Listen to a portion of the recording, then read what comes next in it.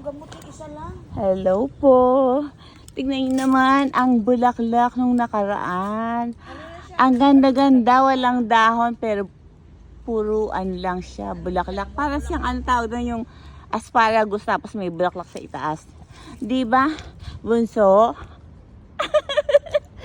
'Di ba? 'Di ba? My best friend.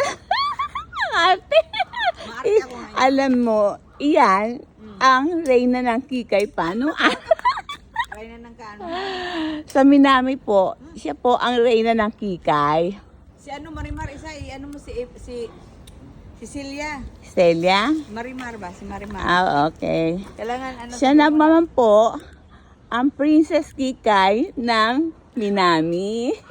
Yan ang princess ko. Ay, nako.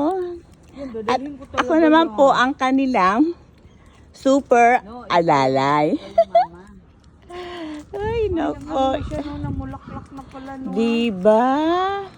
Ano kayang klase yan? Anong klase yan? Tingnan mo naman, sa gitna ng koin na.